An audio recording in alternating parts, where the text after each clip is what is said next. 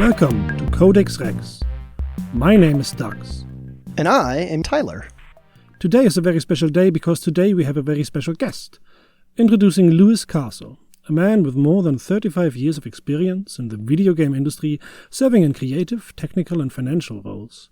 He's been recognized with 2 Lifetime Achievement Awards and multiple Best-in-Class Product Awards for over 150 games, including a BAFTA.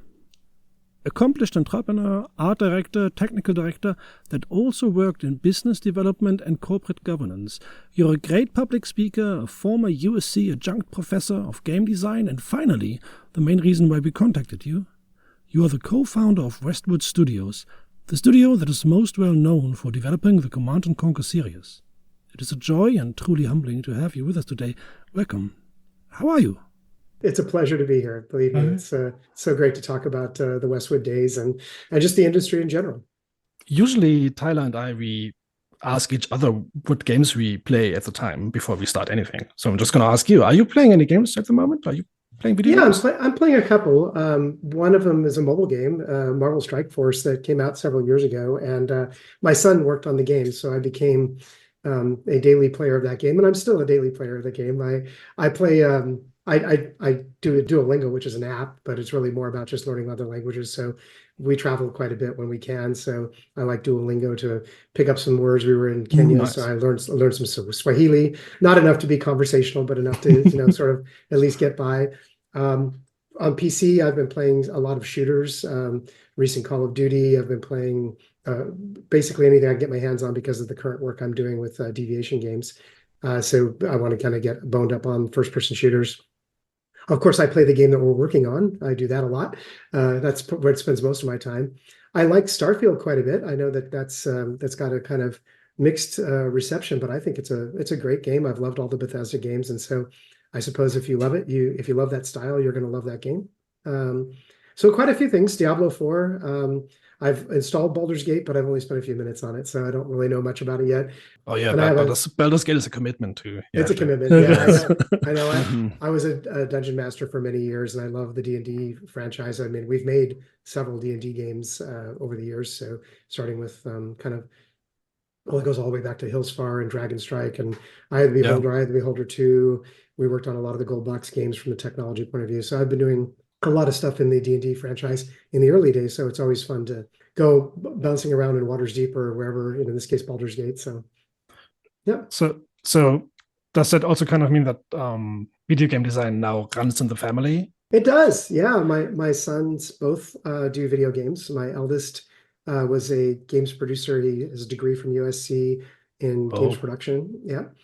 Great program there. I was a professor there, as you mentioned. And but he had graduated before I was a professor. So, but he's done some mobile games, and he's worked on some of the Petroglyph PC games. And then my youngest son James is an accomplished game designer. He got a game degree from RIT, also a great program there. And they teach more about game building, if you will. So it's less about production and more about actually doing it, building games. So he's a solo indie game developer as well, although he has worked for Amazon Games and some other companies over the years. So they're both accomplished in the industry. And my daughter works as in the casino gaming space as a graphic designer. That's amazing. Like the start of a dynasty. Maybe so. Yeah. Maybe so. I would love to one day make a game with my sons. So we'll see. One day that might happen. I'm too busy right now. I can imagine my own career. So, but that would be really cool. I imagine that would be incredible. Yeah, I bet their father was a great influence to them. And we always encounter when we kind of research video game developers that there's always something in their childhood that kind of also turned them into who they are. Do you feel like that there's a memory from your childhood that kind of stirred you into the direction? Yeah, I think, well, if anything steered me into game design and making games was my passion for creating things, art in particular. I loved making artwork when I was a kid. That's just what I did with all my time.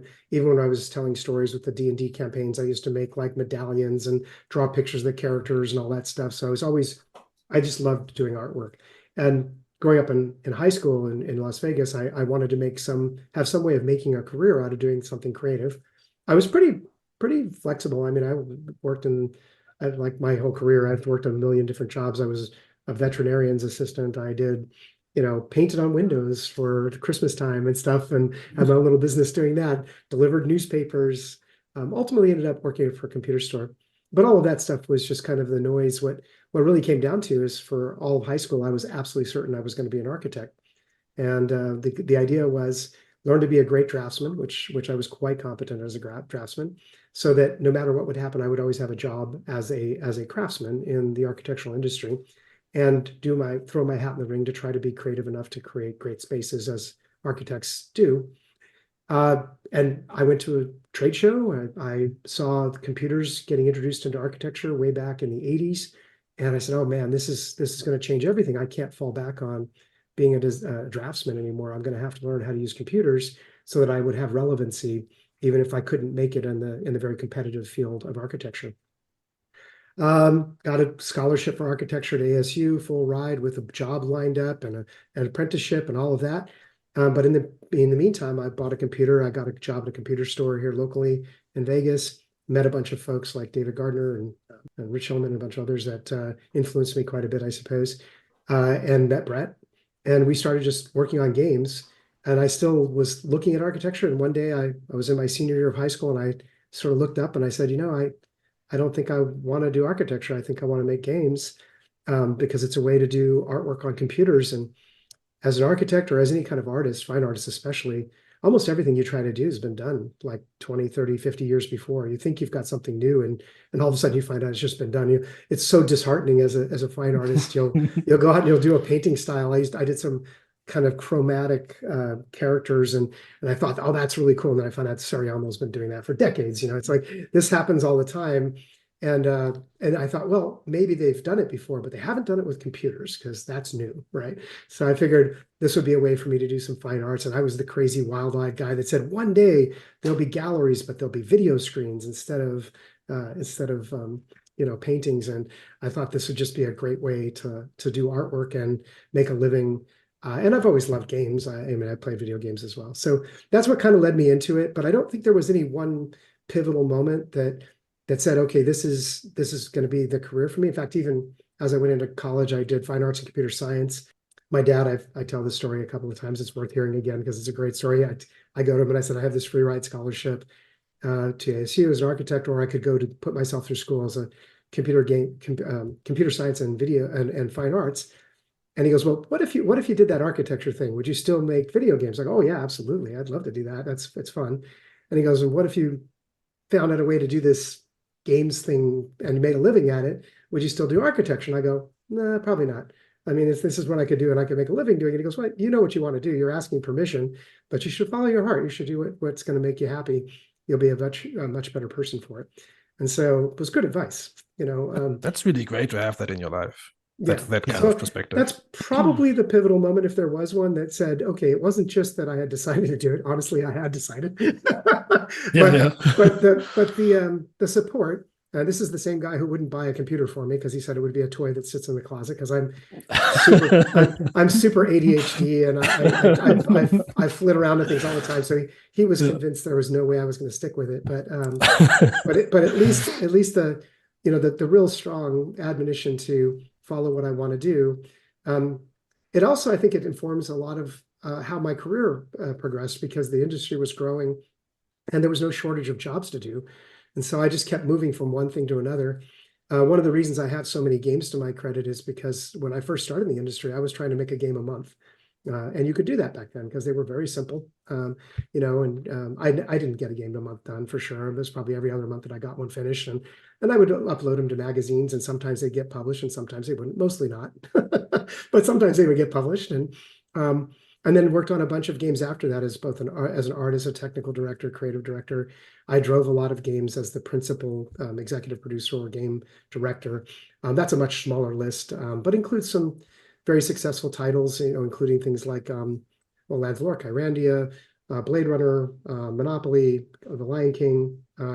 So more than a few that are well-known games in history. And so I've done a lot of different things from the arts side, from the technical side. Back in those days, you didn't have tools, so you had to write art tools. There was no mice. I mean, I go way back, guys.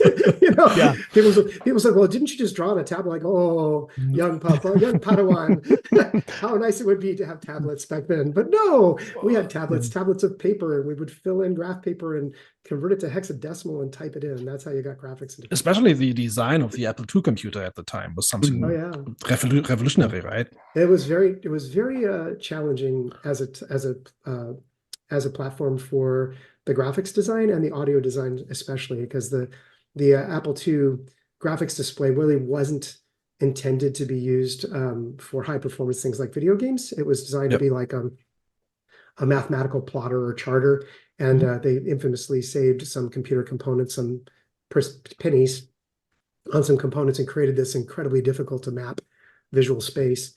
So it took a lot of effort just to make something. Literally, if you tried to move an object across the screen, it would literally change colors as you moved it because the data was represented differently. Yeah, that sounds like a nightmare. It does. It was. I do have a quick follow-up question in that regard. So we've talked a lot on the podcast about how in the early days of like video games becoming sort of a household thing, people really thought of them as toys. And you mentioned your father saying, well, I don't want to get you a computer. It's just a toy that'll sit in the closet. So I was just kind of interested, what was your first computer and what was it like to learn on that? My first computer that I owned was an Apple II. Not an Apple II Plus, an Apple II. But very quickly, I got the job at the computer store, and I got the Apple II Plus after that. So that's a 6502 based computer. It has the Microsoft Basic implementation, which was kind of a licensed version of Basic. And as I said, there was a rather complicated set of graphics libraries that would draw lines and stuff from Basic. But you can obviously, even with a 1 megahertz CPU, you're not moving any graphics around in Basic. You're going to have to be using an assembly language at the very least, and even then it was very difficult. So that's the first computer I owned. But prior to actually owning my Apple II, I had played around a little bit with Unix and CP/M. So I learned a little bit of like scripting languages and things like that. Mostly data piping. I started doing some computer science stuff, or not really computer science, really architects. Sorry, I got that in my head. Accountants and small business owners. They were looking for. They would have different kinds of software, and they would have to convert the data from one element to another. This is back around the days of Lotus 1-2-3. And so I started creating a lot of different tools that could allow you to let applications work on the same data sets or move data sets from application to another application. And that's how I started as a programmer. I remember that is. I started as an artist, though, just to go all the way back. Even before I owned a computer, one of the guys that came into the computer store when I was still earning my money to get my first computer, he wanted me to do some graphics for an educational piece of software called Fraction Action by Unicorn Software.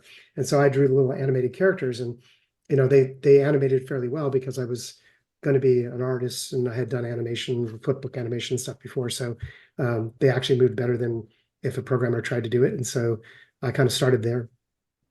Well, I remember from interviews that you worked at this tech store that you already mentioned, Century 23 was the Century name, 23 right? is the name of the store, yeah. Yeah, and Nick Reese. was that like a way people got developers, by walking into a tech store and just looking at the people that hung around there? That's interesting. I don't think anybody conceived of the industry in that way. I think it's a hobbyist store, so it's an electronics store, but it was a home computer, microcomputers.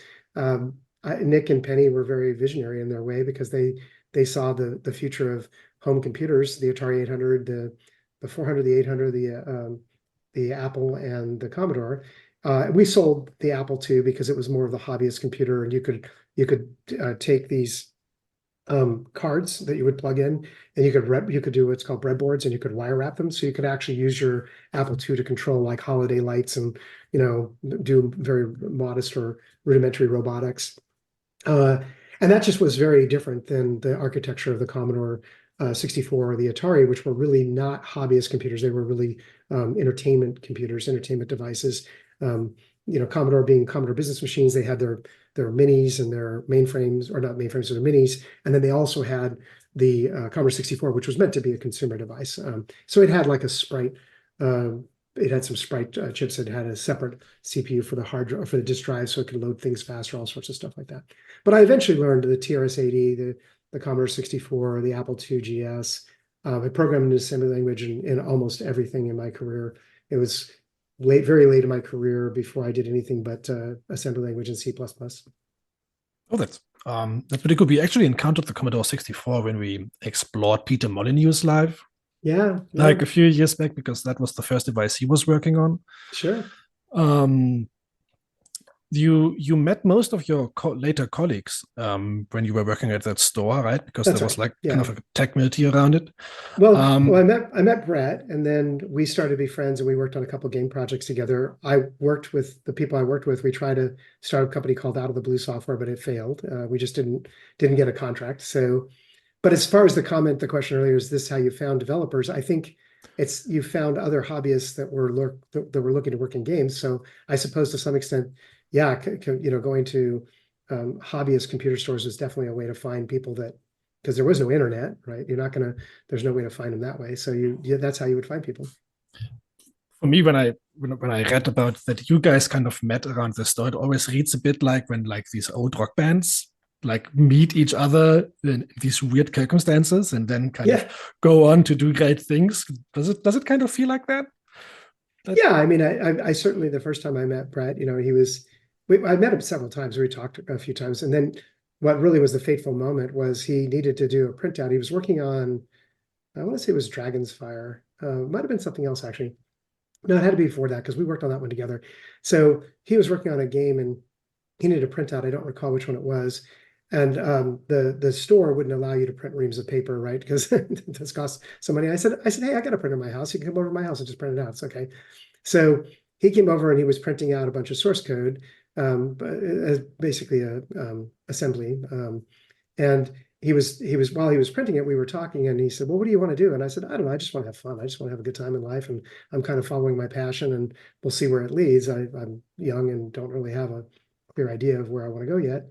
And he goes, I just want to create a company where we can make games and I can do this for a living, and I would love to just be able to do that. And I said, well, it's sort of aligned. Why don't we work together? And I did artwork for the first couple of games of his, and then he was over at a different time. I think it might have been the same one, but I had done this animation of you guys remember Dragon's Lair by any chance? Have you ever done anything on that? So there's footage for this episode. Yeah, there's a moment of Dragon's Lair where Dirk the Daring is running down a hallway, and I thought that was just a really cool idea. And I thought, wouldn't it be cool if the camera was behind the guy running down the hall and the hall was coming at you? Now you got to remember back then, like this was the day of platformers, right? Side action games. So the idea of going deep into a screen was just kind of unthinkable. And even wizardry and games like that hadn't come out yet. So I did this little demo of a character that was about a quarter of the size of the screen, running from behind using a cyclical animation, and the corridor was coming at him. And it was probably about half the real estate of the screen was actually moving. It was all written in assembly language, and Brett just was floored. He's like, how are you even doing that? and it's because I was going to college at the time, taking computer science classes, and I was learning all about things, and I just was too dumb to know that you're not supposed to be able to do that. So so that kind of led myself down a career. And there was time and time again, it's one of these things where our very first game as Westwood, we walked out of the meeting, and as long story there, as Brett says, well, I didn't know you knew how to program the Macintosh, and I own a Mac, and I said, well, I don't, but how hard can it be, right? It's another processor. We'll figure it out. So we took our first job to work on a game on the Macintosh, and neither of us ever even coded on the thing. So yeah, and this is like we noticed that we have a lot of throwbacks to Peter Molyneux whenever we do episodes about everything, and I think Molyneux once came into a similar situation where he just said that he could do something and then just learned it on the spot. Yeah, it's not far from that. I mean, that's probably being a little bit, maybe a little hyperbole, but it was literally in the meeting. Sure. In the meeting, we were given an opportunity to do our own. This is how Westwood was born.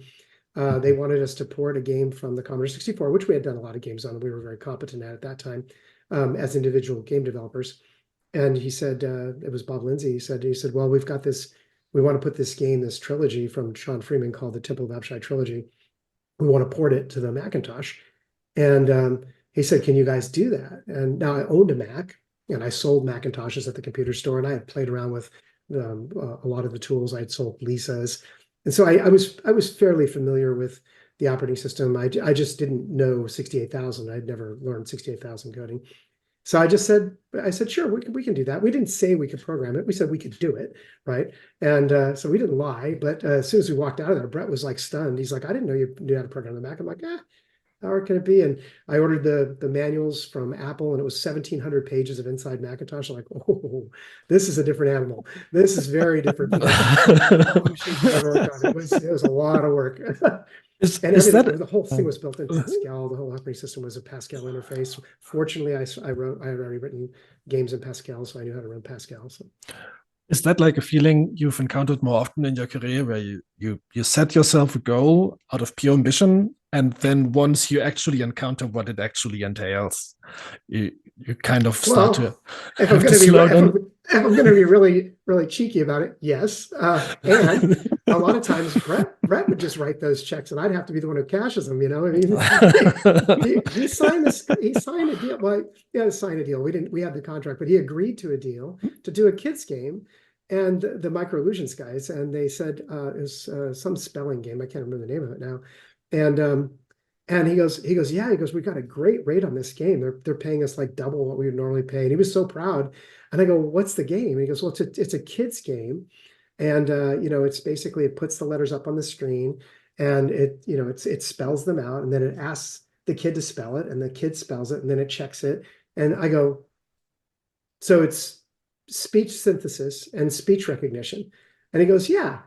I go, like, the Apple can't do that, Brett. He goes, oh, Lou, you'll figure it out. We always figure it out. like, wow. Even, right?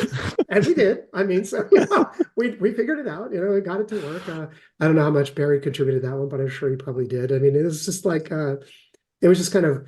You get in there and you go, okay, well, how would I do this? And then it immediately becomes brain damage, and you realize how hard those problems are.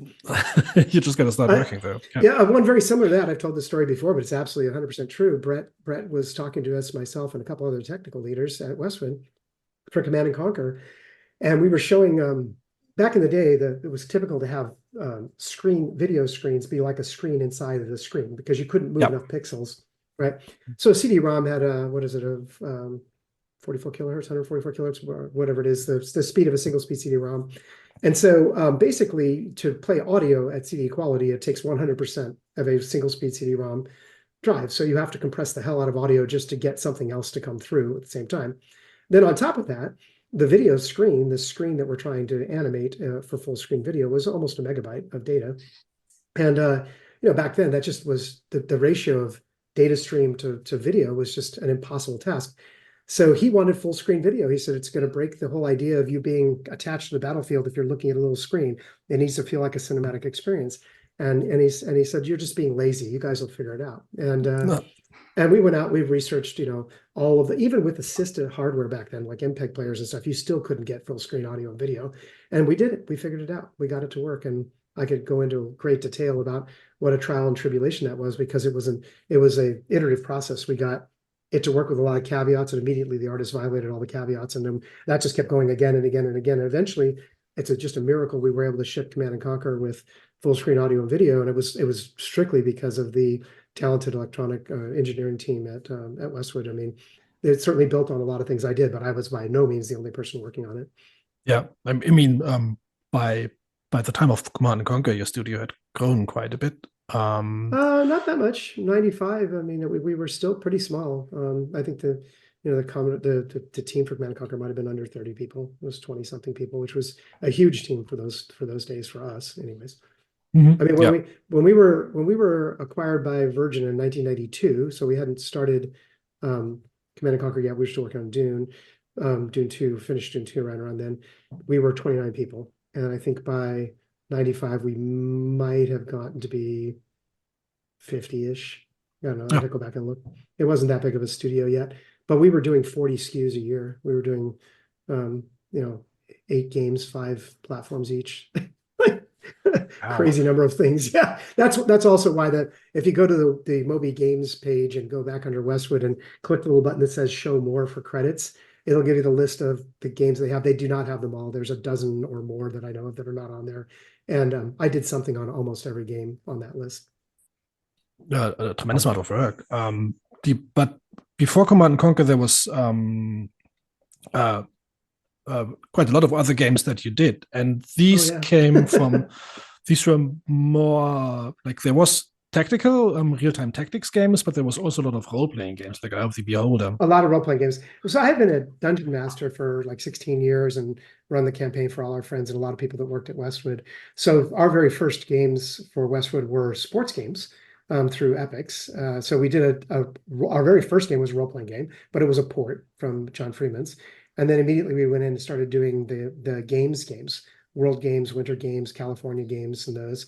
Because those were the big money makers for Epics, and we were quite the top of our game when it came to Amiga graphics. That's another deep story, but we were able to get the Amiga to do things that a lot of other developers just couldn't get it to do, because we cheated.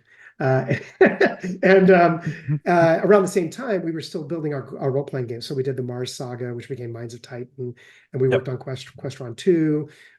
We did a lot of war games for SSI. We did Battle of Shiloh, Gettysburg. A bunch of them. Road War Europa. So these were all kind of strategy games and war games. So if you look back at the history of Westwood between sports games, RPGs, we always like to do real-time stuff. That was our thing, was trying to make things in real time. The first game we did, the Temple of Apshai trilogy, we made it in real time. I wrote as a real-time dungeon hack, kind of like what was Michael Toy's game called? Rogue.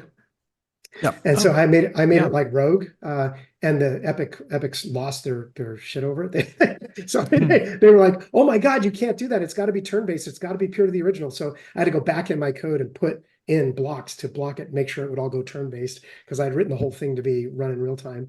So from the very beginning, it's something we always imagined games were going to be very challenging, both mentally and physically. And I think that was not the prevailing opinion of our day. It was it's either a game is a difficult mental challenge or it's a physical twitch game, and there really was a great divide in many people's minds, and we always felt that you could put them together. What's the moment that you truly figured out how to implement something in real time instead of turn-based? The moment where you realized that this is the future of where video games would have to go at some point. Yeah, I easily remember that. It was with Eye of the Beholder. And we owe a lot of that to Faster Than Light. Faster Than Light did a game called Dungeon Master on the ST. And so we had the D&D license, and we had to imagine a game for the Amiga ST on PC that would be a role-playing game in the D&D universe. And so we did Eye of the Beholder, and it was set in Waterdeep. And so that game, like, you could just tell it was magic. You could just, when you were playing it, it's like it was clearly just magic. It's actually my favorite D&D setting. And I looked at footage, and I've heard commentary about it that it's like a fancy clone of Dungeon Master. It has been described as that. So I think that doesn't do it justice, because it's so much cool. That's both fair and unfair, right? Did it borrow a lot from that? Absolutely. They borrowed a lot from Wizardry, though. They added bitmap graphics to Wizardry, let's face it, right? Yeah. And Wizardry borrowed a lot from D&D because they borrowed almost all their rules and many of their enemies. So and we were never bashful about it. We said, well, yeah, we recognize that as the forerunner. You'd have to recognize it the first of its type. But a lot of their stuff didn't run truly in real time, and they didn't try to implement the D&D second edition rules. The amount of D&D rules was literally a Bible of rules to try to build into a video game. And so still is, yeah. And their stuff was just simplified to a point where it could work as a game, but it wasn't as complex as what D&D. So if you just look at the presentation of it, you would say it's similar, although I would argue that we had really stunningly good graphics. Programmers, or not programmers, but artists as well. And so I think our game just looked a lot better personally. It looks really beautiful. Yeah. And so I'd say that, we definitely upped the graphics game. We didn't obviously we didn't copy any of their code because we had to follow the D&D rules. And I think that was the biggest design challenge, was to make a game that was fun as a video game, but was true to D&D. So I don't think that you could call Eye of the Beholder a fancy port of of Dungeon Master, you wouldn't be doing it any service. But you also could say it was definitely inspired by and built upon that. It was a spiritual successor. One could call you a legend in the video game history industry. A legend in my own mind. A legend in your own mind, if you want to say that. But like, there's people looking up to you. But have you ever had the opportunity, because you've kind of grown in the industry and then now, at least within the industry, a very well-known person. Have you ever had the chance through this personal growth to meet people that were actually idols for yourself? Like, oh yeah, so many times. Oh, hundreds of times. I mean, the one that leaps right to mind is I got to work with Steven Spielberg for 3 years. Oh, yeah. I mean, that was pretty big. He's always been, he's everybody's legend, I suppose, in some ways. I mean, what an amazing storyteller. But I really love Steven's history because of his background in games and the fact that he's always viewed games as a valid medium. And I think that's unique amongst him and his peers. But I've met so many famous people now. It's just almost impossible to name them all because of video games, especially with Westwood's fame and our budgets. We were able to hire a bunch of A-list Hollywood actors: Michael Biehn, James Earl Jones. Yeah. I mean, it just goes on and on and on. Yeah. I mean, dozens. I got to work with, even though it was a Virgin project, I got to work with Sylvester Stallone. I got to work with. So these are just people that you go, wow, of course I'm going to look up to them. And then also from the video games industry. I mean, Doug Church was a hero of mine. He was such a technical genius, and I got a chance to work with him on some of the Spielberg stuff, and got a chance to work with legends in the games industry as well. So it's been really fun to be in this industry and be lucky enough to be around in the beginning, passionate enough to work my butt off. And, it's a combination of things. And, I would certainly say I have some talents that are good enough, certainly good enough at the time. And, am I the best artist I've ever known? Not by a long shot, but I could say that of everything I've ever done, I'm probably not the best at any of it. My particular talent has been to be able to be competent in many things and good at some things. Speaking of idols and things that inspire your work, if we talk about Command and Conquer and specifically, was there like a specific inspiration for these games? I mean, that also like were spawned out of Dune 2, right? Yeah, I mean, I think that so I'd have to speak as a we in this case. I can't speak to we. Yes, I wasn't the game director for Command and Conquer. That was Brett. And really, so much of it had to do with. So Joe Bostic, who's one of the founders of Petroglyph, deserves an incredible amount of credit on this, because he was the one on the Dune 2 game that he loved a game called Military Madness, which was an NEC game, TurboGrafx game. And he said, I love the way this base building and combat works. So I'd love to be able to do that in a real-time environment, blah, blah, blah. And so he kind of conceived of the notion. And then Brett, we had talked to Virgin about Dune, and Brett loved Dune. It was his favorite book.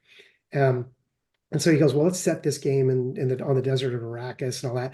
And then Rick Parks and Ren Olson, our artists, and myself were sitting there scratching our head. Okay, how do we make sand look good in 8-bit graphics, or 16-bit graphics in the days, and have dozens of different kinds of sand? I mean, I don't remember, they had 50 different names for sand in the Dune universe or something like that. And then you also have to like animate the worm sign, so the sand right, has to exactly. Kind of so then it goes on. Yeah, then it goes on and on and on. So my participation in Dune, which was really the inspiration for Command and Conquer, it was Dune.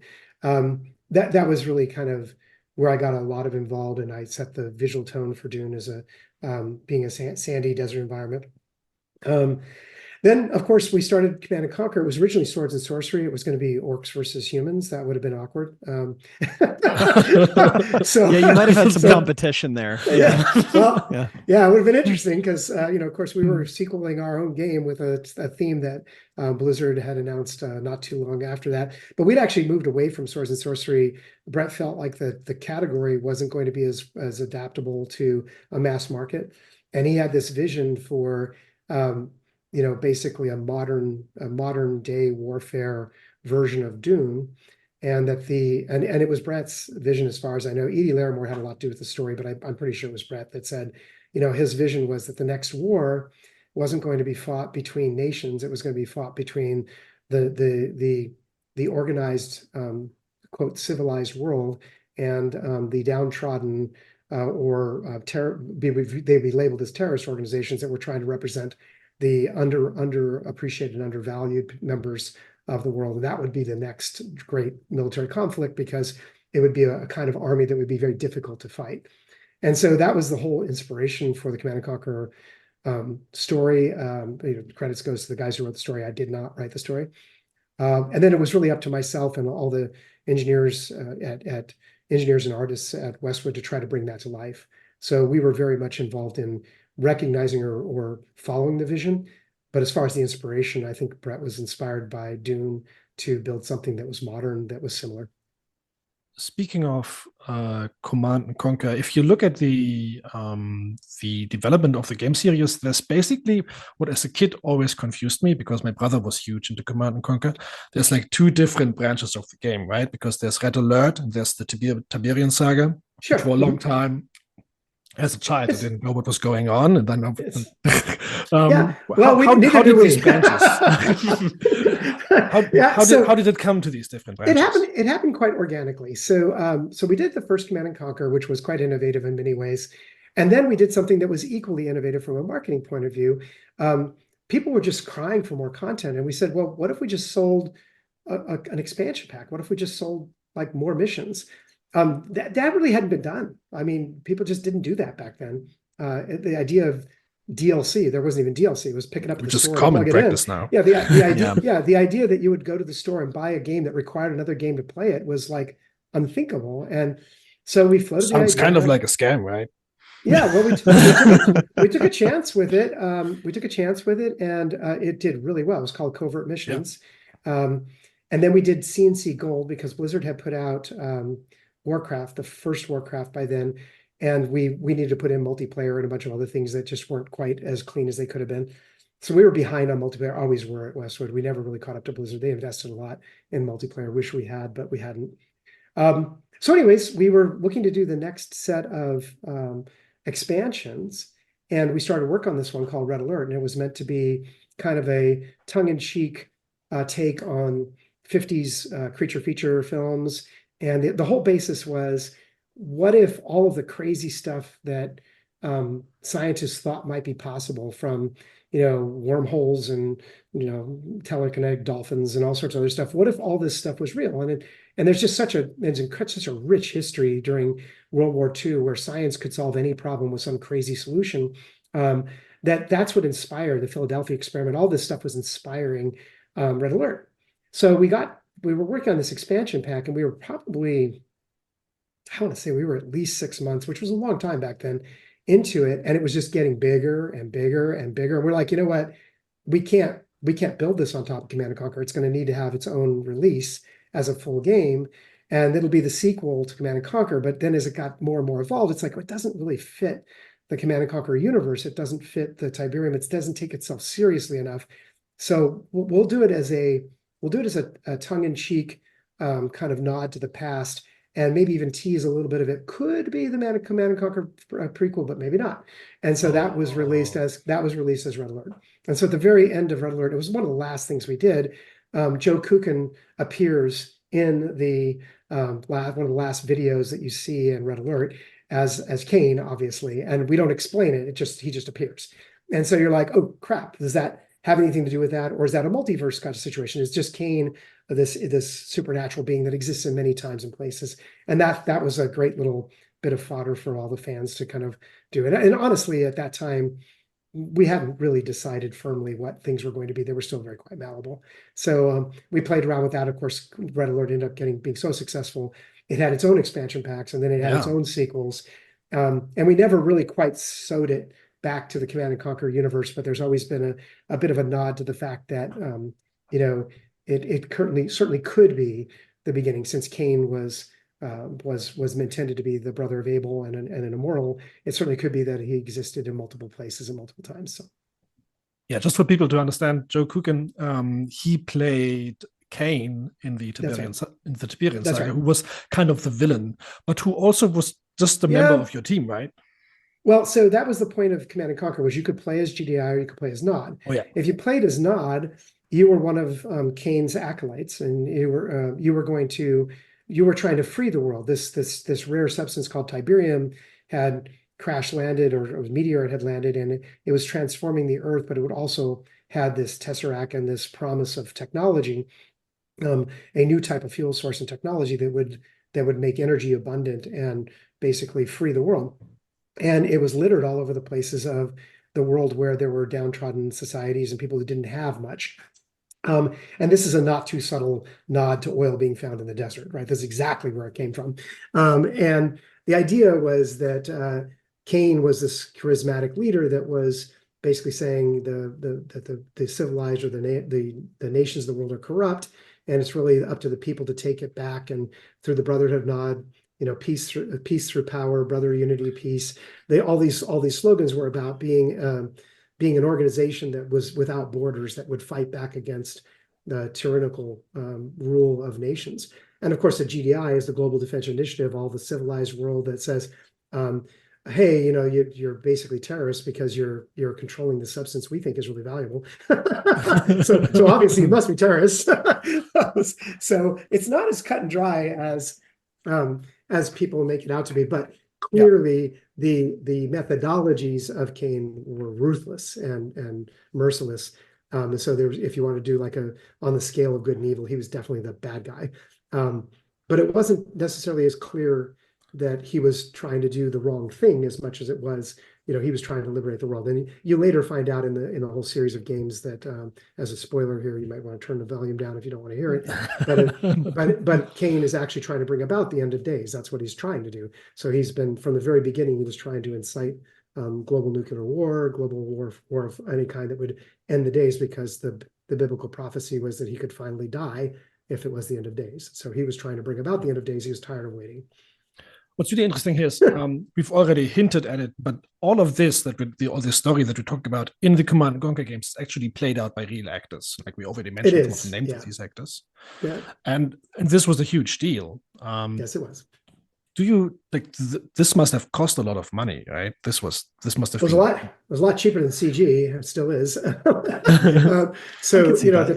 the time, we tried some experiments of CGI, and we just weren't happy with the believability of the characters. And so remember the idea of the original, maybe you don't know, but the original idea of the Command and Conquer was that you were this hobbyist working on your computer, and you had been recruited by this global organization, NOD or GDI, to command enemy or command units or battlefields, very much like Archon Scott Card's Ender game. You were basically a remote commander. And so, in fact, we got a call from the Defense Department after we launched Command and Conquer. They were wondering where we got our ideas, but that's another story. And so the idea that's why Brett was so adamant about the full screen audio video. That's why we wanted to have things be as believable as possible. In the early days, we had the graphics were all labeled recreations, so that we weren't trying to pass them off as video. But we eventually dropped that because we thought they were, they're good enough to where it felt cheap if you didn't see a flame tank actually say recreation on you want to know that it was a flame tank. But of course, using live actors worked out really well, because you could get an actor in the studio. And Joe Kukin, by the way, was also our theatrical manager. He recruited, cast all of our settings, and he directed the talent. And that's actually what he used to do for the company before he became Cain. He read the role of Cain so well that Brett and I are like, why don't you just be Cain? And so he goes, yeah, I could do that. So he became Cain. So anyways, the long story short is that we used real actors because that was the fastest and cheapest way to get a story that could be believable. And, he was a director of Koken was a director of local theater troupe and still is to this day. And so he had a great source of original talent. We used a lot of local people, local weathermen, and a bunch of other folks were starred in the first Command and Conquer. A lot of people who worked at Westwood are in Command and Conquer as bit parts. It's really fun. It sounds really fun. I remember watching. I think one of the most fun parts of the Command and Conquer games always was watching the movie parts, because they were always about serious topics, but they were sometimes unintentionally funny. Because that's actually the funny part about it is, we weren't trying to be campy, right? We were trying to be as serious as possible, but with limited budget, sometimes dubious talent. I mean, we're game designers, we're not actors, right? And with all these other things, it had a sense of coming off as campy. But some of the problems I have with subsequent video game performances where people try to be campy is it's really not. You don't get Evil Dead because you aimed for camp exactly. You have to aim a little more on the serious side, and then just some things just sort of magically happen, and they're just kind of dorky and weird. And that's kind of where we landed. So there are definitely some funny moments that weren't intended as comedy, but they came out comedic. But you did lean a bit more into the funny with Red Alert, right? Yeah, no, so that was different. That was the point, was from a style point of view, Red Alert was intended to be bombastic. From the very beginning, everything was supposed to be over the top. I mean, you just, every unit in the game, everything about Red Alert was meant to be just kind of weird, and weird science kind of weird, So the actors, we wanted the actors to be over the top. In fact, actually, I remember Joe getting to cut loose a little bit. And he'd say, no, just more dramatic. You need to be more dramatic, really. And it just doesn't feel real. He goes, it's not supposed to be real. Just push it as far as you can. Be completely crazy, because that's what made it really fun. That also kind of made it great. I remember that in Red Alert, there's this track, Hell March. Oh yeah, that was it Frank's really Frank's sent music.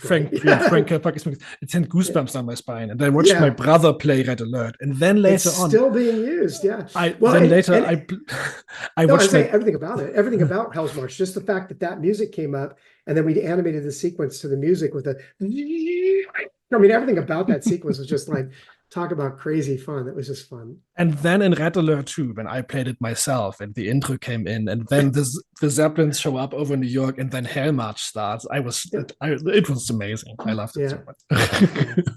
Yeah, I mean, Red Alert was just it was great fun. I mean, we were I don't know, we were just, what it was a video game studio that was at the top of their game doing some fun stuff, and we were able to just take our own IP, our own idea, and get nuts with it, get crazy with it. And that just doesn't really happen. Like you've got a $3 billion franchise with Call of Duty. Activision is not going to tell them, just go do something crazy and do something weird. They're like, no. Hey, time out. We're not going to spend that kind of money. And we were spending a lot of money on Red Alert for the day. It was a full budget game. And so it was just a coincidence of circumstances that allowed us to do something that was just really fun, really innovative, and really, it was basically a bunch of game makers able to just cut loose to do what something they thought would be entertaining. Do you think that is why it was so well received, and why it has stuck around for so long? Is because it was so different from what it was at the time? Yeah, I think Command and Conquer, because it was the start of the genre, and it had a certain gravitas to it that was, I think, was interesting, and an interesting storyline.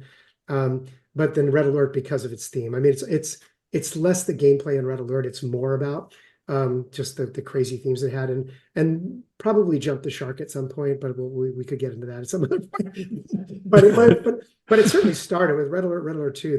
They were just good rockin' fun. I mean, they really did kind of hit every button. And it is, if you think about it, it was never intended to be a sequel, right? It was never intended to be sequeled. Right. So it's harder to sequel something like that, which kind of just, we sort of threw everything we had at it, versus Command and Conquer, which was always intended, the Tiberian series was always intended to be a trilogy, and ended up being a 4-act part, because the last one became too big to tell in one story. But sounds like Harry Potter in a way, right? It just got too big. Your adventure gets too big, and you can't. Your invention gets too big, and you can't handle it. Yeah. So. Kind of leaning somewhere else in the realm of video game development, there's like I think even in the realm of art in general, there's like a balance between financial considerations and artistic vision. Yes. That you have to seek to convey. How have you reconciled these opposing forces in your career? Well, that's a tough one. I think that's actually been the art of designing and delivering great games, is reconciling that exact problem. How much innovation is enough? How much becomes too risky for the audience to adopt it? And then how much are you willing to spend? How much are you willing to risk against a future which, depending on how much innovation you have, is quite unclear. It's one of the reasons that I think the criticism of the industry, which is quite valid, that there's so many sequels and so many incremental changes. Frankly, customers vote with their dollars, and as long as they're eating up the same game, kind of repackaged with a new theme, again and again and again, as long as they're paying for it, and that's still hitting the top of the charts, they're going to the game makers, the businesses are financially motivated to keep doing that. And when you punish people that are innovative because they've changed your game too much, as a customer, if that happens in mass, then the innovations die. And I've seen many games that in sequels have taken some big chances and been handed their heads for it, and others that that like they changed the weapon systems and a bunch of things at the Treyarch games with Black Ops, and that revitalized the thing. It probably would not have been as strong of a franchise over the years had they not done that. So the balance between finance and things, but there's actually another part of this that's also really hard that mixes in with all that, which is just the availability of the talent and how hard the talent you have can deliver. I think there's a common misconception that with a big enough budget, a double A team can deliver a triple A game, and the answer is they can't. There's just a mix of talent and maturity, and it's not always one or the other, but it's usually a blend of the two. You can have insanely talented people that have never done it before that just hit it out of the park. You can have incredibly experienced people that just never quite get there. But it's some mix of the two that becomes magical as a team, where you can start to deliver the kind of products, the kind of experiences that meet up to or match the expectation that is at the top of the charts. It's not just money. It's just like films. You can spend godless amounts of money to try to manufacture a hit, and you can fail. Same thing happens in video games. So it's kind of a mix of these three things. It's like how much financial risk do you have available, and how much can you take? How much finances do you have? What can you take? What kind of team do you have? And what kind of product can they deliver? And then right sizing that into the audience expectations too, because it's not always a good formula to try to over deliver just with production quality. It's worked well for Blizzard over the years. I mean, generally speaking, they've taken some pretty well understood genres. They haven't innovated that much, but they've taken the production levels to an ungodly level of quality, and they've been rewarded for that again and again. And good for them, So I think it all depends on where you're at in the business, and this is the age-old challenge of hiring good game directors and good business developers to make sure that they're getting the right mix, so that you can have both a financial success and a game and a critical success. Is there a leap that you think the Command & Conquer series would have had to do financially to kind of get out of where it was? The franchise would still exist today? We were never, at least during the Westwood days, we were never held back by budget. It was always time and resources. It wasn't budget. Like we recognized fairly early on in the series that we probably should have built our own online platform like Blizzard did. But by the time we got there, we just didn't have the time in any one given development cycle to do it. It was just an incredibly difficult task to do. So kind of fell behind on that one, which is one of the reasons Command & Conquer was never really suitable as an esport, which was very important at that time to have the kind of cachet. But I know Command & Conquer was a very successful franchise when you consider that Command & Conquer had a couple of games done by one studio, then a couple more done by another studio, which was Westwood Pacific. Then it would move to another studio and had 3 more done. Then it moved to another studio and had 3 or 4 more done. I mean, that's a pretty long lineage of being able to sequel the same series and be relatively successful all the way. If there was a point in time where EA wanted to reboot the Command & Conquer and go after StarCraft 2, and they had talked to me about it, and I said, well, I'm happy to do it. And bring together the team, bring back the boys, as it were. put the team back together. Put the band back together. Yeah, exactly. But we need a budget that's going to be, at that time, I think it was probably $40-50 million. And you could just see the jaws drop in the room. They go, well, how are you going to do that? You're asking us to start from almost scratch and compete with a game that's had at least that spent on it in its latest iteration, and not even the history. I go, that's actually going to be difficult as it is. And it's well established in the esports market. Yeah, but you can't just start from nothing and at a quarter of the price compete with the best in the industry. I don't care how creative you are, you're going to get killed. And so it didn't happen ultimately. But I mean, this is the thing. If anybody's going to want to reboot a franchise and take on the tops of the industry, you got to be willing to spend pretty heavily against it. And there are companies that'll do that. I mean, Microsoft, Activision, Sony, they'll all spend deeply into titles to capture the top of the charts. That's not something you can do on an indie budget. You got to have a big publisher, Warner Brothers or something like that behind you, Netflix now, somebody who's willing to spend deep. It's not for the faint of heart. You're going to take risk is what it comes down to. The we kind of rewards are great though. The rewards are yeah. billion dollar franchises and multi-billion dollar valuations. So, hundreds of $1 million may sound like a lot, but when you look at the potential upside, it's a pretty attractive reward if you can feel relatively confident in success. And it's pretty high risk, right? Because it's like the market is maybe. Do you feel like the market is more saturated than it was a while ago? Yeah, I think that it's classic of all evolving entertainment forms. The market is saturated with not quite good enough.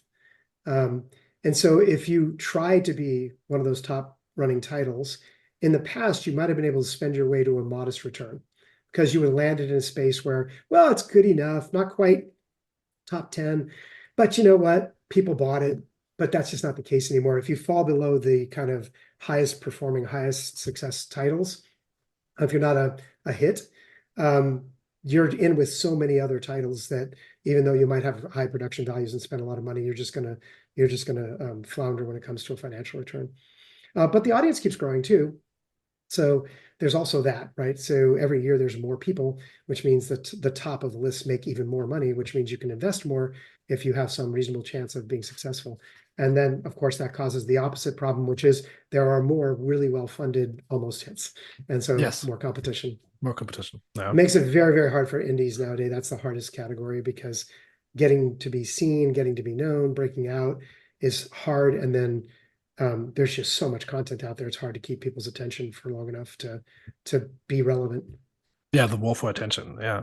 Dachz and I have sometimes we talk about we knew this guy and he once said it's like I wished on a monkey's paw for unlimited video games as a child, and now I have that, but I don't have unlimited time. Right? Like there's just so much out there to play.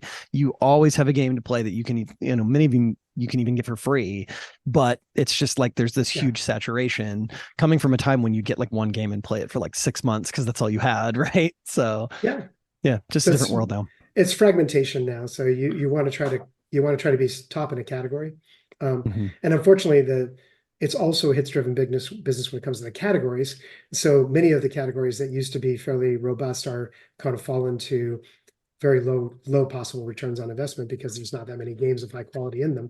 So it's kind of a strange, it is a strange sort of thing that's happened to the industry. It's become everybody wants a first-person shooter. Nobody wants to try to make a first-person shooter. So you end up with the same handful of games that keep being recycled and recycled.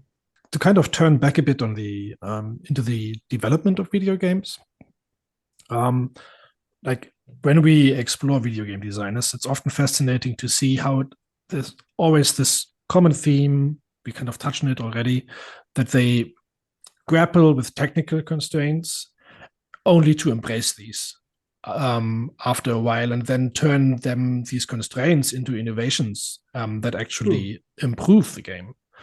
Can you share like a specific instance, maybe in the development of Command and Conquer or other games, where you encountered something similar, like a constraint that would later on turn into something that was actually impressive?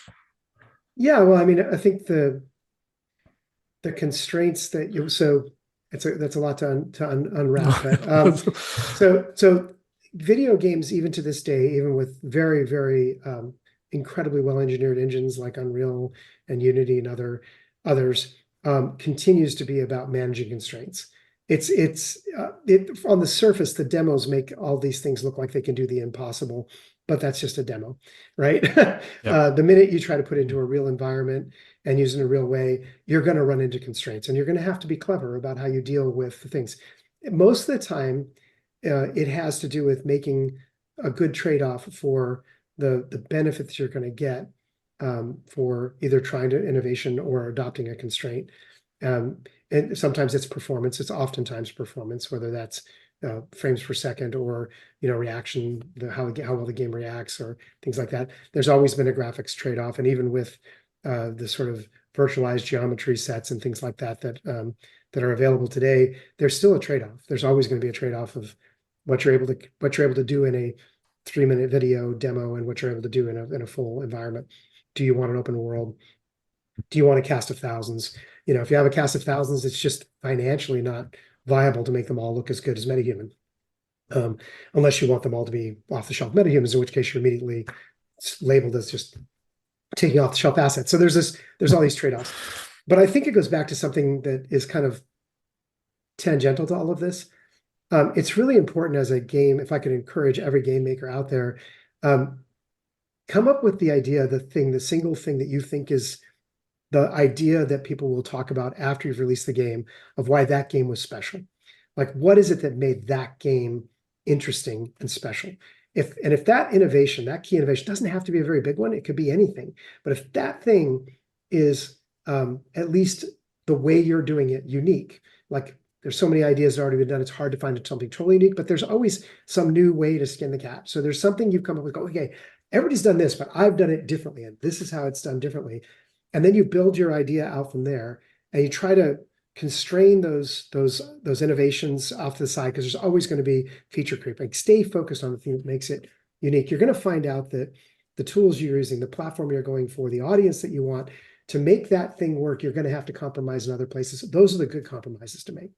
Compromise against the thing that doesn't matter to your vision. Stick to that vision, and don't make the compromises on the thing that matter to the vision. There, you need to innovate. If you need to invent something new, invent something new. For Blade Runner, we wanted a game that looked like the movie. You just couldn't do that with game engines at the time or with any real-time 3D thing. So we went with this kind of entirely brand new approach to making video games so that it would look like the movie and yet play like a video game. And, you know, for that reason, it won awards and it sold a lot of units. And wouldn't have happened if we had, it was a presentation vision. It wasn't an innovation like, we're going to come up with an art style that's never been seen before. It was like, well, no, we're just going to make it look like the film. But that turns out to be a really hard constraint that informs a lot of other decisions you make. Blade Runner is a really good example of some of the really great work that you did. I watched probably two things there, and I'm violating my own rule, but there were two. There was make it look like the film and make it a real detective story where you had to actually go through and play the game versus just buy a guidebook. Because you never know who the fake people were, right? You always changed with every new playthrough. Yeah, well, more than that. Yes, that. Yes, and yes, and all the interactions with the characters for its day, this was very innovative, were basically encapsulated things that would look at the database of the game, and so they would talk to you based on the information that was currently happening in the state of the game, and they would give you different lines and different clues and stuff based on what was happening and what might happen. And so off screen, the characters in the world were moving from place to place and bumping into each other and exchanging information and doing all this stuff. So it's truly a simulator. So even if you had exactly the same characters and you started the game with the exact same replicant mix, it was almost impossible to get even through the second chapter before your game was had wildly deviated from the norm or from somebody else's. So the games, they always played a little differently. And even the graphics were impressive. I watched like a half-an-hour video just on the dynamic lighting of Blade Runner and how it was a hell to implement that. It was pretty hard. but it was fun. I mean, funny enough, one of the constraints we had was that we weren't going to move the camera. And then I want to say we were 3/4 of the way through development at least, and we figured out we could move the camera. And so we started moving the camera, and I wish we had done that sooner, because we would have a lot fewer cuts from one scene to the next. We'd have a lot more pans. And that's when it really just sort of blows your mind. You think about, got to remember, I don't remember which Monkey Island it was, but if you go back and look at the Monkey Island that was released that same year, that was state-of-the-art graphics at the time that Blade Runner came out. Like we didn't just bypass everybody else. We did something alien to everybody else in the industry. Yep. Like nothing looked like Blade Runner at the time, just nothing. And when I look at it, it looks so, like, especially the dynamic lighting, it looks so natural. And I feel like if it wouldn't have been there, it just would have felt off, and you would have probably gotten criticism for that, which is so weird. Yes, sadly, the guys who remastered Blade Runner, they did a couple of things that ended up being, I think, mistakes. The first is they softened a lot of the video to try to take away the graininess. But then what happens is the characters don't fit anymore. They feel very blocky and chunky. They don't fit with it because they were designed to look like the compression artifacts. So they were acceptable. Now they're no longer acceptable. And then I don't know why, but a lot of the volumetric lights and things like that we had done, they didn't implement them. So the character, when they walk deep into the space and they go through volumetric fog, or they go through the kind of God rays and everything, they just don't have any effect. And so it sort of ruins the illusion. To your point, it's not that what they did wasn't better. I mean, objectively, their characters were better, their environments were better, but collectively it just didn't work because the pieces didn't fit as well. This whole thing that if it's not perfect, it will automatically be noticed and thus criticized. Is this kind of a curse that you have encountered? Yeah, the uncanny valley. Uncanny valley is, the term that we typically use for the thing that's not quite good enough to be believable, but too good to be kind of stylized. And so many games for years have decided to go with illustrated style designs and characters because it just prevents you from having to go for photorealism. And even to this day, I love a game like Starfield. It's great, but I can't say the characters are believable. They're not. I mean, they're very good, but are they as believable as a metahuman running in a demo? No, they're not that good. Yeah. But there's also thousands of them, so okay, but you're talking about something that happens in design too. It doesn't just happen in video and visuals. For designs as well, if you make design systems that are a little too perfect, if they don't have a bit of randomness to it, human beings tend to rebel against them. And I was part of my career, I worked with casino gaming supply, and one of the things that makes great slot machines, and people will poo-poo slot machines all day long, but think about it from a game design point of view.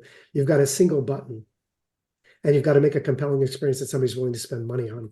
And it's not just the chance of winning. That is not it.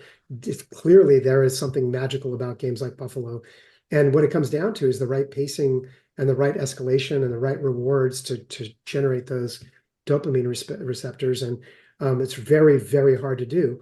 And the reality is, if you make something too perfect in game systems, if it doesn't have some oscillation, people don't like it. The classic game design mistake that I used to teach this in my class is you don't ever make a game that just continually gets harder on a steady ramp. People will disengage very rapidly. Human beings will see that coming, and if they don't get a break, it doesn't get easier every now and then. If they don't feel rewarded for their effort, they're going to disengage, and they'll quit. It doesn't matter whether it's free or not; they'll just quit. So it's not just visuals. The uncanny valley exists in lots of places where human beings are incredibly good information processors, and you have to be thinking about this kind of stuff as you're designing games all the time. Thanks for that insight. It was really nice. Yeah, that's really fascinating. Yeah, you build in imperfections. There was an author, Douglas Adams. Adams, in one of his essays, talks about the fact that you don't write perfect stories. He introduces flaws in his stories, because without that, there isn't the kind of thing that feels like the real world, because we're always sort of surprised. He had a very clever way of saying it, but it's that idea that I capture with me all the time, which is you kind of need to introduce some flaws, or at the very least various levels of harmonics in your oscillation, so that human beings have these patterns that they can try to grapple with. I was the GM for Mafia Wars for some time, and we had a formula, and it was deterministic, and people were constantly playing. The game was basically to try to use your brain to try to figure out what that formula was doing. It was complicated, but it wasn't that complicated. And as long as the formula was unknown, which it was, there was people that were willing to fight each other all day long, trying to figure out how they're going to optimize against a formula. They don't know what it is, but they can tell that it's deterministic. It's not random. You can feel the difference between random and non-random really quickly. There's something else about the Command & Conquer games that's just really impressive, that we might want to talk about. And people have, if I ask a few of our listeners to what they would like to know about the Command & Conquer games. Happy to answer if I can.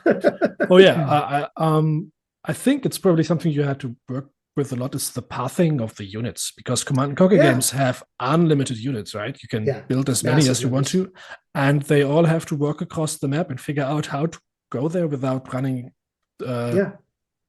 finding the most optimal path, at least, right?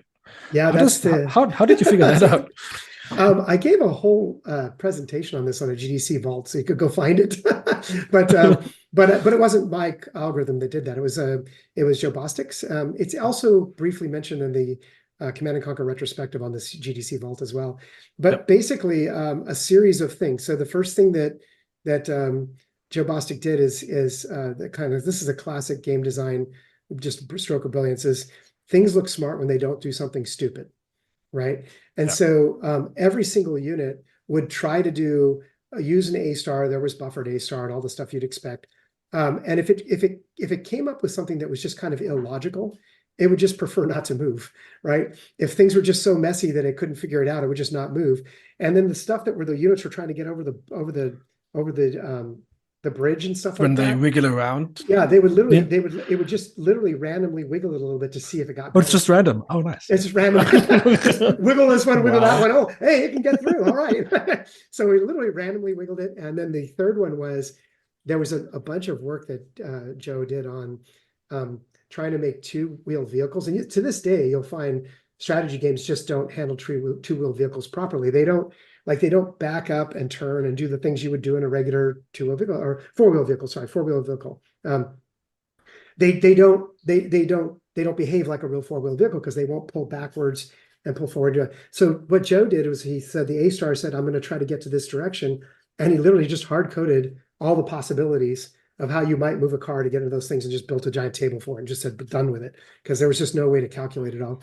So yeah, there's a bunch of those things. And we didn't do the trick of just moving units through each other. If there's a certain amount of buffer that you can go through, but we don't let them just go right over the top of each other either. So it definitely feels really good. And you can literally just you can throw, it'll eventually chug the CPU back in the day. Nowadays, not a chance. There's no way you would bog down a CPU with the calculations we were doing, but it's all built on that stuff. So it was really just Joe being a really clever programmer and optimizing. See, this is the thing that I go back to. Why our Command and Conquer compression algorithm worked was the same thing. We started with a baseline compression. We were so happy it worked. We said, okay, it works. And here's some test video that we've done.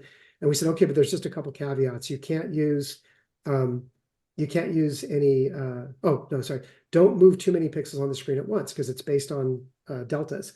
So, if you're going to move things, it's okay to move left or right or up and down, but don't things. And of course, the first thing the artists do is they fly the camera into the scene, virtually changing everything. So it's like, okay, well, this is all working. So now the next thing, just please don't use random noise, right? And then the artists give us back a static screen as the start of the game. It's all static. That's a lot of random noise. I'm like, okay, right. So, but the way we tackled each one of these things, so what we did with the static noise was we said, okay, we're pre-analyzing all these frames. If the amount of data that changes from frame to frame is approaching data entropy, is truly approaching random, just replace that block with static. And so it didn't even try to encrypt it. It just said, you know what, this is obviously just static, and did its own static, right? And then that we got that working, and people were so happy and everything. And it's like, okay, then we noticed they did fades, and fades were really painful because every pixel on the screen is changing color or changing intensity. And it's like, you shake your head, you go, oh my God, you're literally killing us, right?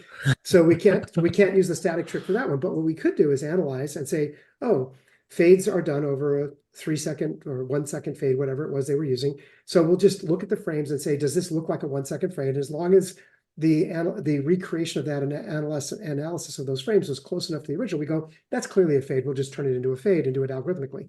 And so that compressed down to nothing, right? Super fast. Then, of course, the first thing they did after that was they started changing the timing of the fades. So they went from 1 second to 2 seconds, 1.5, 3, whatever. And of course, always artistically, it's like, well, it has to be 3 seconds. So then we started analyzing the different things. We made it work for all the different sizes. Then we said, okay, we've got it done. And then all of a sudden somebody does a fade, it's broken again. I'm like, what the hell? Oh, it turns out they put an attack and decay volume on it. So they non-linearly raised and lowered the decay. Nice. So we figured that out, right? So it's like one at a time. We were just constantly trying to, kind of adapt the compression algorithm around what it was that we were trying to do with the video. And that's why we could beat things like Bink and other things like that, because it was literally a bespoke algorithm designed specifically to play CNC movies. So that's where you win. And that's where time and time again, we've made the right trade-offs, I think, which is you decide not to go with a commercial solution because the custom solution is just going to be better. Yeah. But it sounds a lot of computer science. So it is. It is. And I often wondered, is where the boundary is. Is there another life where you and your colleagues would have probably also been great computer scientists working in a university, figuring out. Yeah, I mean, I studied computer science. That's what I did in college, computer science and fine arts, right? And most of the people that solve these problems are scientists, computer scientists with engineering degrees. So yeah, they were computer scientists. They probably were never cut out to be the guys that were going to figure out the next Salesforce algorithm, right? But they probably were the guys that were going to work at MIT or aerospace or NASA or places like that, where creativity is rewarded. You can't exactly cheat, but you have to be pretty creative in your solutions. You can't just go everything by the book. I think games is almost a unique space where the games and movies, CGI and movies, where if you can be really clever, you're rewarded as an engineer versus just being really good and running it by the books. So, yeah, but it's absolutely, these are all computer science engineering problems. It's not, but they're not. It's interesting because programmers are generally bad at creating problems. They're really good at solving them, right? And artists are really good at creating problems, and they're pretty bad at solving them. So when you marry those two things together, you end up artists creating these really wonderful, beautiful problems for engineers to solve. And I think design is the same way. Designers are great at creating problems that are extremely difficult to solve from an engineering point of view.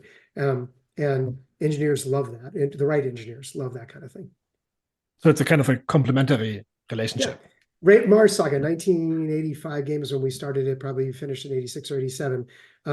I was game director, but I was also an engineer. And so as a game director, it was an RPG. I wanted you to be able to move around on a world map that was 256 by 256 grid, which is a huge grid. And you'd be able to move around, and whenever you got into a fight, you'd be able to go look at that space, and it was going to mimic the surface of Mars, right? So I had map a planet on a 1 gigahertz or 1 megahertz or 1 megahertz computer with 64K of RAM, right? I mean, literally, this is like a mathematically impossible thing to do. Yep. So, but we did it, right? The game does it. It does it with a lot of simple tricks and a lot of patterns and things like that. But you can go to Valles Marineris, you can go to Olympic Mons, if they're there, and they're represented in a way that's reasonable and fair within the game universe it has. That's impressive. So, yeah, it's just, and my son always talks to me about this. He's a different kind of, James, he's a different kind of designer because he always designs within the constraints of what he's willing to do as a single solo. He likes to be a solo dev. So he designs away from problems. He's like, well, that would be a problem, so I'm not going to do it. And I'm like, that's a very valid approach, right? And because of that, he's able to finish games on his own and get his vision elected. Like one of the games he's working on right now would be, because of the way he did it, almost impossible to do language language versions, right? Translations.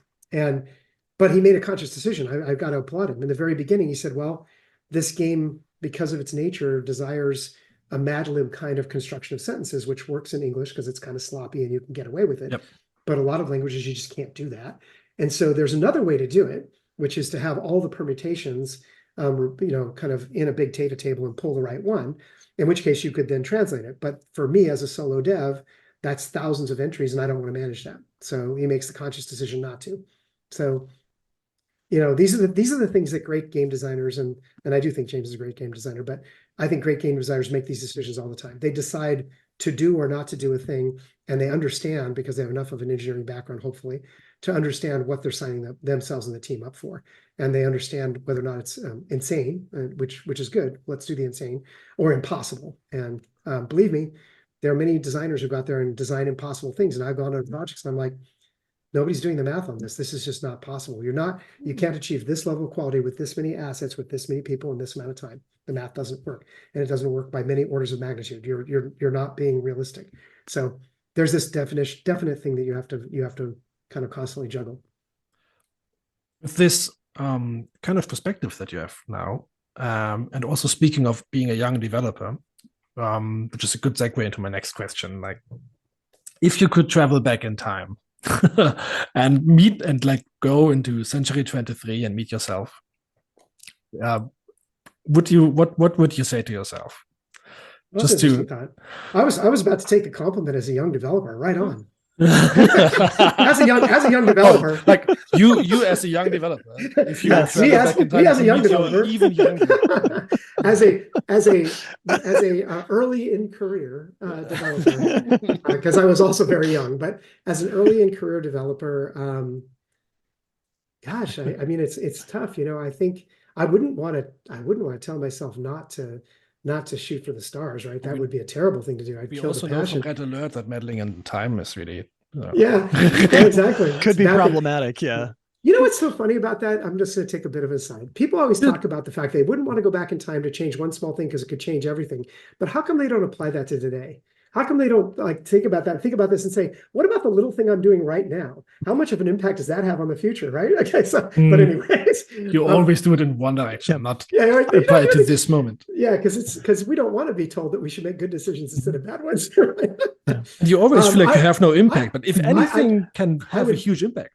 Yeah, it could. Yeah. I would actually tell my young self, follow your passion, believe in people, trust but verify. If there's one piece of advice I would say that I could have saved myself some anguish is to say, make sure to do that verify part, because I've been very trusting and I've put a lot of faith in things. I'm very optimistic anyways by nature. I'm also pretty good at analysis, and so I can do the analytics, but I often don't want to do the analysis because I know what I'm going to come up with. And I think that would be the advice is, hey, definitely follow your heart, do the things you love to do, but that analysis part, do it a little sooner, be a little bit more rigorous. You probably will there'll be a few big mistakes I would have missed. And so that would have been better. But by and large, I had this conversation with a friend of mine recently. There's not a lot I would change in my life, which I think has got to be the most blessed thing you could ever say is to say, I can't, there's like my relationships, the people I've been with. I mean, the work, I'm very happily married. I'll be 33 years this year, 35 years this year, sorry, 35. There's just things I wouldn't change those. The outcomes were just such a glorious life, and it's been so great that I wouldn't want to take the chance of trying something else. And I'm certainly not stuck in my ways. I'm always trying a new adventure, but maybe that's part of why I can say that is because I've never really not tried something. I've always taken the chance. I've always taken the risk. One last gaming question. It's considering the evolution of the gaming industry over the years, what are your thoughts on its future trajectory? Is there like particular trends that you see right now or developments that you are excited for? So optimistically, we'll talk about the things I think are going to be great. I think you're going to see a steady directional growth of communities being more involved in the production and the care and feeding of live environments and live services. I think live services are here to stay. I think that's going to be a really positive trend, and it's going to continue to be a positive trend because I feel like it's the only industry where the inmates get to run the asylum. And if you give the community the ability to make things great, you'll get games like Red Alert. You'll get things that just evolve that are beautiful in ways that I think that this all comes back to user-generated content, tools for community, all this stuff. I think those are going to be a trend that's going to continue to grow and continue to be fabulous and create wonderful things. And I don't think it's going to invalidate game designers and artists. I think it's going to do exactly the opposite. I think it's going to make the jobs of game designers and artists for helping to make that possible even more important. I think the industry is going to be heavily impacted by AI. I don't think it's going to be the doom and gloom. I think it's going to be an incredible accelerator to allow for much faster exploration of ideas and centering it on something that makes something unique. I don't think it can replace human beings for the way that we find things entertaining for many of the reasons I've already given in this podcast. It's just, I don't think it can replace humans, and I don't think it ever will. Even if it passes the Turing test, which it's getting pretty damn close to, it's still not going to produce a sustainable, long-term, entertaining experience.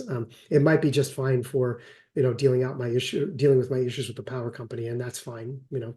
I think those are very positive trends. I do believe that a portion of our industry will be VR, XR, and I believe a portion of our industry will be heavily into pay to play. Play to earn. Play to earn is the right way to say it. We went from pay to play to free to play. I think the next evolution to some part of our industry will be play to earn. It's in with all that other things I'm talking about, with all the community involvement and community content and everything else. there will be ways for community to make money off of the things they build into the products that we build, and that's going to be a positive thing. It may be Web3, it may not be Web3, but I think it's a trend that's just an inescapable trend on the economics of the business, the same way free-to-play is an inescapable trend. I don't think all games will be free-to-play. I'm not saying that. I think that most of the biggest rewards financially will be games that are free-to-play or play-to-earn. So I think those are all the kind of positive things that are going to happen. I think the negative things that are going to happen is with that increased productivity and that increased engagement, the world's going to continue to polarize to more and more hits-driven business, which will mean the tops of the charts will be dominated by sequels and franchises and things like that people are comfortable with. But I strongly believe that there will always be room for at least a couple every year that break out, probably built by people that already built the ones that were hugely successful, and that those games will be the places where we see innovation, and they'll become the new franchises. And so I don't want to discourage anybody from trying to be that person, but if you think you're going to create a AAA game that's going to compete with Valorant and in your basement with five guys, that's really not going to happen. I wouldn't bank on that. It doesn't mean you shouldn't try, but don't bank on that. So I think that the downside to this is that there's going to continue to be just a glut of near misses. The rewards for being a hit are going to be so big that lots of people are going to continue to spend money on it. And you said something earlier about the games industry is a very risky business. It is true. If you look at the games business as a whole, and you did the math of how much dollars are invested versus how much are returned, it's a terrible business and nobody would want to be in that business. But if you look at the best companies in the industry, they do a very nice business, and they do it because they have figured out how to mitigate those losses and make sure that they know their process gets to better products more frequently, and they know how to make those big products more successful. So they've figured out a way. And then I think there's always room for that runaway hit that had a modest amount of investment relative to the returns that actually crushes it because of some interesting innovation that moves the industry forward and gets everybody talking about it. But whereas you can always do another, let's say you have another product that's, I'm not going to pick on Call of Duty, but you have another game that comes out, it's a new shooter, it's as big as Call of Duty was the first time it came out. You can sequel that sucker 5 times in a row and nobody's going to care. They're going to keep buying it because it's so good. And you probably don't need to innovate. You should for lots of reasons, but you probably don't need to.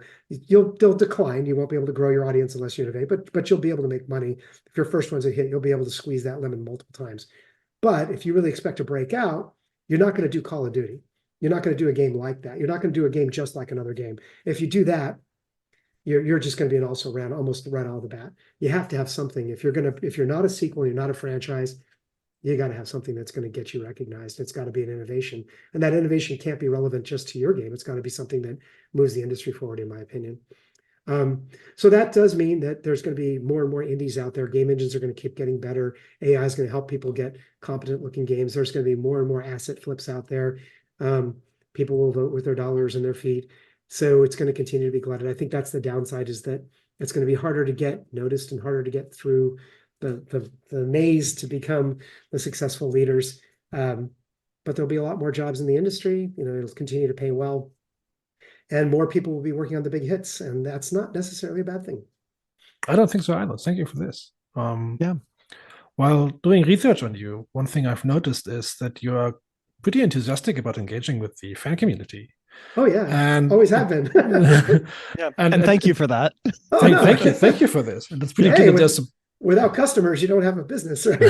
But more, I always say that kind of cheekily, but I've always been honestly, it's sort of thrilling and surprising that I was able to create something that lots of people liked. And it's just, as an artist in general, it's just so thrilling to have random people go, oh my God, thanks for that. That was a great part of my childhood. I love doing it. Or, that I pulled my hair out in college on that game, or you're the reason I didn't get into Harvard or whatever it is, there may be a backhanded compliment there somewhere, but Red Alert raised me. It's just such a thrill. And I guess not everybody gets that kind of thrill. I've been asked before, what do you think about rewards and recognition, all that. It's kind of a weird thing. Like, I've got cabinets full of them, and there's a few that are really important to me, but the award is less important to me than it was. It's just a reminder to me of the experience I went through and how relevant it was to the industry or to people's lives. And when you get those kind of accolades, I mean, Jeff Keighley was the one who gave us the Game Award for industry icons to myself and Brett. And I had never put it together. He came to us and he said, well, I'm going to give you an industry icon award. And I said, of course we'd accept it. That's amazing. Thank you. And I said, but don't take this the wrong way, but why now? I mean, we're in the 2018, 19, whatever it was. Might have been a little bit earlier than that. But and he said, well, I started thinking about these genres and MOBAs and RTS games, and I realized that it came to him as an epiphany that none of this would have existed if it wasn't for those crazy guys at Westwood created Dune 2, because at the time it was a wholly illogical thing to do, was to make a strategy game that would make people have to think and play at the same time. And maybe it would have come about someday, but without that, it may have never happened. And so all of these children of this original branch owe themselves back to one common lineage. I mean, and frankly, the first-person shooter business owes its entire history probably to Castle Wolfenstein, right? I mean, I don't know if there was another one before that, but maybe I'm doing somebody a disservice, but I don't think so. We're glad to do an episode on it in like probably a year. Yeah. So it was really funny though. You look back at these things and you say, well, thank God for John Romero. You know, I mean, it was and of course the others who edited Carmack. I mean, without Carmack and Romero and others, maybe it was really more Carmack than Romero at that point. But Carmack, I mean, without him, who knows what the industry would look like? You know, without Sweeney, who knows what game development would look like right now? I mean, he validated the idea of middleware as an engine. I mean, that's changed everything. So, you know, there's these. You look back at the folks, and I think to me, it's super exciting that we had impact on people's lives, and that's what's thrilling to me, and that's why I love the fan community. So it's more than just fans. I just love the fact that I was able to bring somebody some joy and maybe inspire them to do something they love to do as a career. That's always a great feeling. It was really a pleasure to talk to someone that was part of something so impactful. My pleasure to be here. one last thing that you could do for us is there anything that you would like to share that's going on in your life that you would like to share, that you would like to plug? I'm not going to plug anything. I've long ago not pitched from the stage, as it were. But I'm working on it. I am working on another game, but I'm just part of a team, and someday we'll come out with that, and that'll be fine.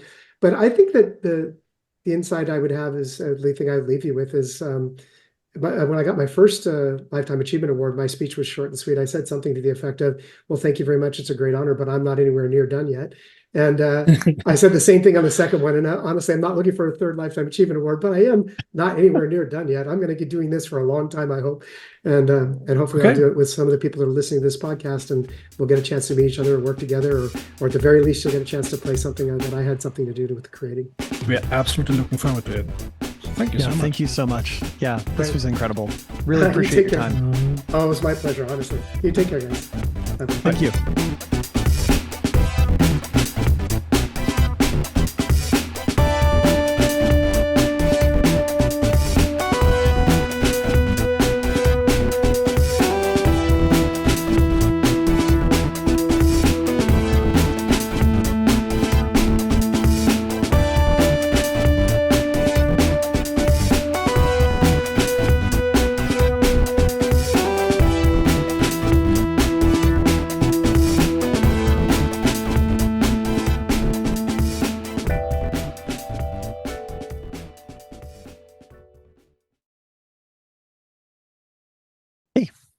I don't know how you stop recording.